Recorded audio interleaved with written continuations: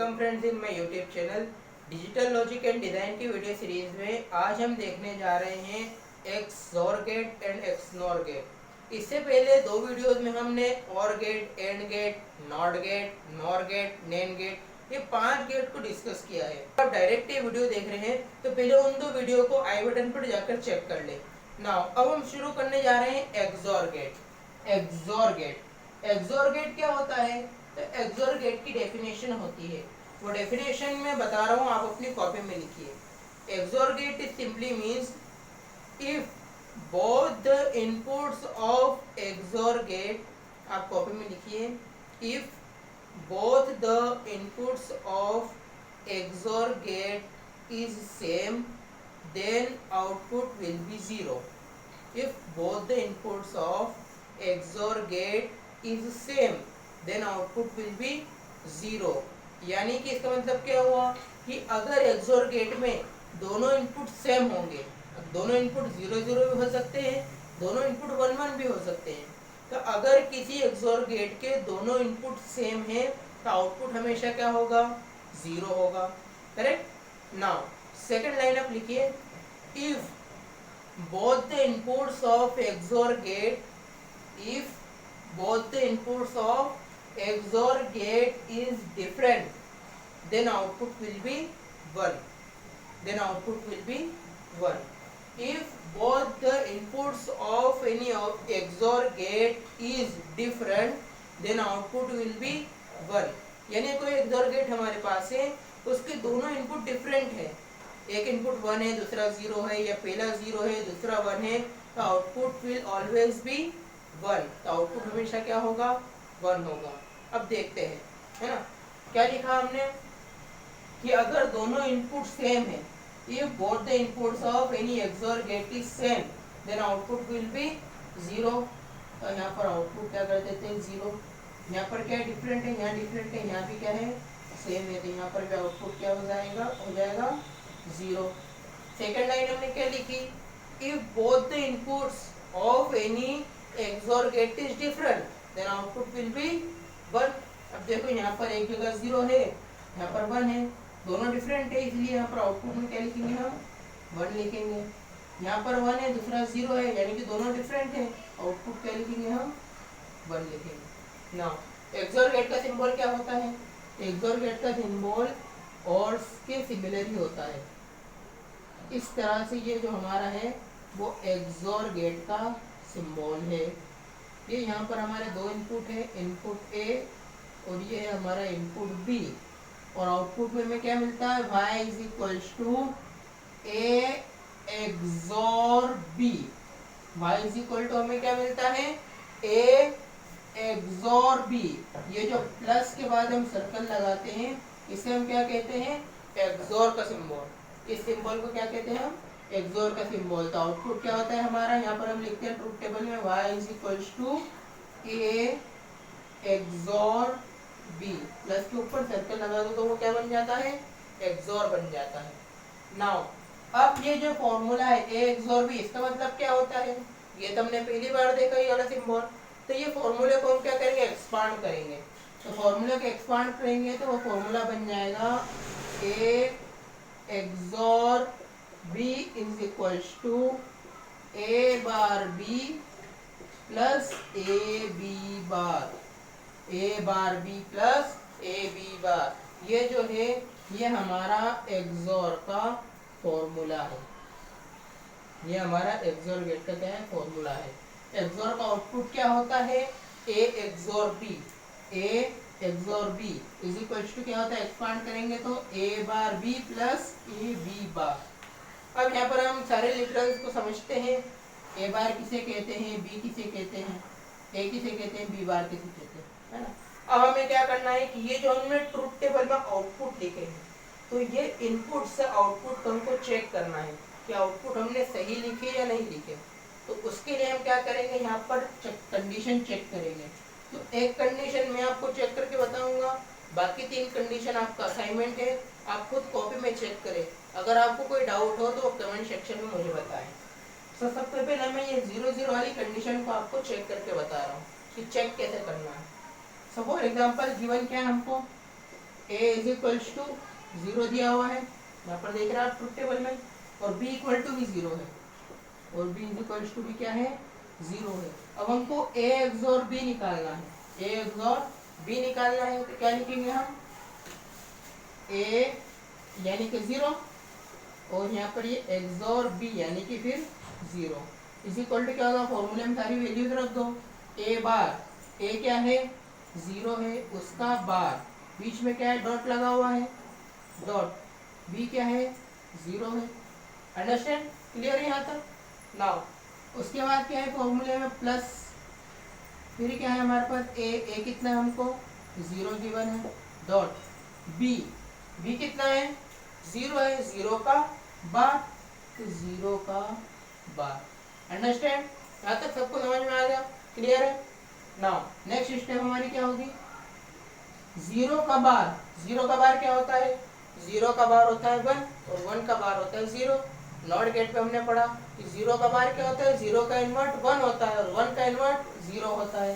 तो 0 का बार यानी 0 का इन्वर्ट 1 डॉट 0 प्लस 0 डॉट 0 का बार क्या हो गया 1 हो गया। अंडरस्टैंड, क्लियर सबको यहाँ तक।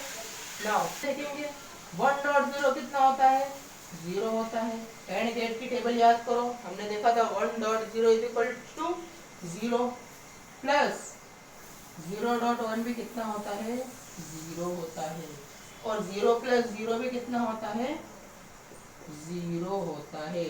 तो जो हमारा इनपुट था 0 एक्सोर 0, 0 एक्सोर 0 का आउटपुट क्या है हमारे पास 0 आया। इसका मतलब कि 0 एक्सोर 0 का आउटपुट 0 हमने करेक्ट लिखा है। अब बाकी 0 1 1 0 1 1 के लिए आप चेक करके मुझे कमेंट सेक्शन में बताएंगे कि आपका आंसर आया या नहीं आया।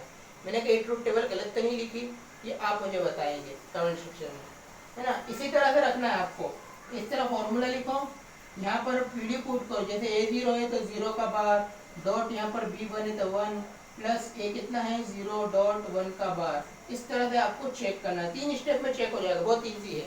तो ये तीनों कंडीशन आपके लिए क्या है असाइनमेंट है, ये तीनों कंडीशन आपके लिए क्या है असाइनमेंट। नाउ नेक्स्ट अब हम देखते हैं एक्सनॉर गेट। नेक्स्ट गेट हमारा कौन सा है एक्सनॉर गेट। एक्सनॉर गेट क्या होता है, अच्छा एक चीज यहाँ पर ये एक्सॉर गेट है, इसको हम ई एक्सॉर करके भी लिखते हैं, है ना। बहुत सारी बुक्स में आपको एक्सॉर गेट मिलेगा, कोई सी बुक्स में आपको ई एक्सॉर गेट भी मिलेगा। तो ये दोनों चीजें सेम है, इसमें कंफ्यूज नहीं होना। ऐसे ही हमारा एक्सनॉर गेट है, इसे भी ई एक्सनॉर करके भी हम लिखते हैं, डिटरमाइन करते हैं, इसे डिफाइन करते हैं। नाउ एक्सनॉर गेट क्या होता है, तो सिंपल एक्सनॉर जो होता है, एक्सनॉर गेट जो होता है वो एक्सोर का बार होता है। एक्सनॉर गेट जो होता है वो एक्सोर का क्या होता है इन्वर्ट होता है। नाउ अब हम देखते हैं कैसे होता है। तो सबसे पहले एक्सनॉर की डेफिनेशन आप अपने कॉपी में लिखिए, है ना। सो इन एक्सनॉर गेट, है ना, इफ क्या लिखेंगे सबसे पहले हम, if both the inputs of any XNOR gate, if both the inputs of any XNOR gate are same, अगर किसी भी XNOR गेट के दोनों इनपुट सेम है, then output will be 1, output क्या होगा हमारा 1 होगा। if both the inputs of any XNOR gate is same, then output will be 1। Understand, इतना समझ में आया। क्या होगा कि अगर किसी भी एक्सनॉर गेट के दोनों इनपुट हमने सेम दे दिए, 0 0 दिया या 1 1 दिया, तो आउटपुट में हमको क्या मिलेगा 1 मिलेगा। नेक्स्ट लाइन लिखो, if both the inputs of any XNOR gate is different, if both the inputs of any XNOR gate is different, then output will be 0, then output will be 0। इसका मतलब क्या हुआ, कोई भी एक एक्सनॉर गेट है हमको गिवन, उसके अगर दो इनपुट हमने डिफरेंट दे दिए, फर्स्ट को हमने 0 दे दिया, सेकंड को 1 दे दिया, या फर्स्ट को 1 दे दिया, सेकंड को 0 दे दिया, आउटपुट हमारे पास ऑलवेज क्या होगा 0 होगा। आउटपुट हमारे पास क्या होगा, हमेशा 0 ही होगा। सो ना यहाँ पर टेबल में भी चेक कर लेते हैं हम, क्या लिखेंगे, ए बी। डेफिनेशन क्या लिखे हमने पहली लाइन कि अगर दोनों ही इनपुट सेम है तो आउटपुट क्या होगा हमारे पास, 1 होगा। आउटपुट क्या होगा, 1 होगा। दोनों इनपुट सेम है तो एक्सोर गेट में आउटपुट 0 होगा। और यहाँ पर क्या है, दोनों इनपुट सेम है तो आउटपुट में हमारे पास क्या मिलेगा, 1 मिलेगा, क्योंकि हम एक्सनॉर गेट को देख रहे हैं। तो आउटपुट में हमको क्या मिल गया, 1 मिल गया।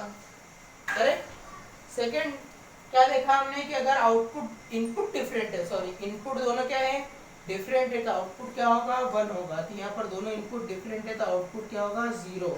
आउटपुट क्या होगा, 0 होगा। यहाँ पर भी दोनों इनपुट डिफरेंट है तो आउटपुट क्या होगा, 0। यहाँ पर दोनों इनपुट सेम है तो आउटपुट कितना होगा, 1 होगा।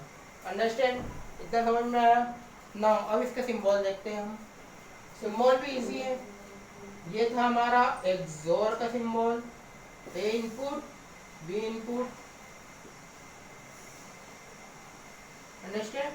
अब इसका हमको क्या करना है, इन्वर्ट करना है। ये ना लिखा ना हमने, एक्सोर क्या होता है, एक्सोर का इन्वर्ट होता है। ये हमने इन्वर्ट के लिए एक बबल यहाँ पर लगा दिया। तो यहाँ पर हमको y इज इक्वल टू क्या मिलेगा, y इज इक्वल टू हमको मिलता है a XNOR b, a XNOR b। ये डॉट के बाद जो हम सर्कल बनाते हैं इसी को हम एक्सनॉर कहते हैं। तो क्या पढ़ेंगे इसके आउटपुट को, y is equal to a XNOR b। तो ट्रुथ टेबल में भी हम लिख देते हैं y is equal to a XNOR b। आप कहोगे सर नए नए सिंबल्स आप ला रहे हो आज, है ना, तो इसका भी हम एक्सपांड करेंगे, इस फॉर्मूले को भी एक्सपांड करेंगे। तो क्या होगा हमारे पास, a XNOR b is equal to simply होता है a एक्सोर b का बार। ये देखो एक्सनॉर क्या होता है, एक्सोर का बार होता है। ये फॉर्मूला a एक्सोर b का बार क्या होता है, हमारे पास एक्सनॉर होता है। अब चेक, यहाँ पर हमारे पास एक्सोर गेट है, एक्सोर में 0 0 पे आउटपुट क्या मिला, 0 मिला। अब इसका इन्वर्ट करेंगे तो एक्सनॉर बन जाएगा। तो 0 का एक्सनॉर क्या आ रहा है, यहाँ पर 1 आ रहा है। यहाँ पर 0 1 पे क्या आ रहा है, 1 आ रहा है। तो इसका हम क्या करेंगे, इन्वर्ट करेंगे तो हमको 0 मिल जाएगा।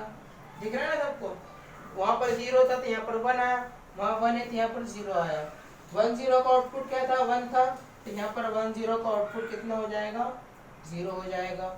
1 1 का आउटपुट एक्सोर में क्या था, 0 था, तो 1 1 का आउटपुट एक्सोर में क्या हो जाएगा, 1 हो जाएगा। अंडरस्टैंड। और सिंपल तरीके से इस फॉर्मूले को लिखते हैं। तो हमारा ये जो है a XOR b equal to होता है हमारे पास a bar b bar plus a bar b bar plus ab। ये हमारा एक्सोर का फॉर्मूला होता है। अंडरस्टैंड, सबको समझ में आ गया? कोई डाउट हो तो आप कमेंट सेक्शन में पूछना। नाउ अब हम क्या करेंगे, सेम जो हमने उसमें किया कि ये जो वैल्यू है मैंने ट्रूथ टेबल सही बनाई या नहीं, उसको इस फॉर्मूले से चेक करेंगे। तो सबसे पहला केस मैं ले रहा हूँ, बाकी 3 केस आपको असाइनमेंट है, आपने कुछ चेक करना, कमेंट सेक्शन में मुझे बताना। 0 0, अब यहाँ पर मैं ले रहा हूँ क्या, a को भी 0 ले रहा हूँ, b को भी मैं 0 ले रहा हूँ। तो क्या हो जाएगा, 0 XNOR 0 is equal to a bar b bar, यानी 0 का बार डॉट 0 का bar plus ab means 0 dot 0। 0 का बार क्या होता है, सबको पता है 1 होता है, डॉट 0 का बार 1 है, प्लस 0 डॉट 0। 1 डॉट 1 कितना होता है, सिंपली 1 होता है, प्लस 0 डॉट 0 कितना होता है, 0, प्लस 0 कितना होता है, 1 होता है। तो ये जो हमारा था 0 एक्सनॉर 0 का आउटपुट कितना आ गया, 1 आ गया। ऐसे ही बाकी ये जो था 0 एक्सनॉर 0 का आउटपुट 1 आ गया। ऐसे ही जो बाकी की 3 कंडीशंस हैं ये आप मुझे चेक करके बताएंगे।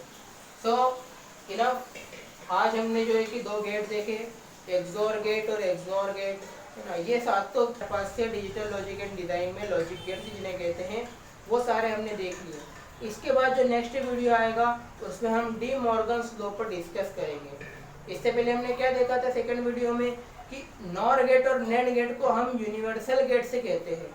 क्या कहते हैं? यूनिवर्सल गेट, यानी इन दो गेट की हेल्प से हम किसी भी गेट को इम्प्लीमेंट कर सकते हैं। तो इम्प्लीमेंट कैसे करेंगे उसके लिए हमको डी मॉर्गन्स लॉ आना ज़रूरी है। डी मॉर्गन्स लॉ बोलो या डी मॉर्गन्स थ्योरम बोलो, सो उसको हम करेंगे नेक्स्ट वीडियो में डिस्कस। तो थैंक्स फॉर वॉचिंग।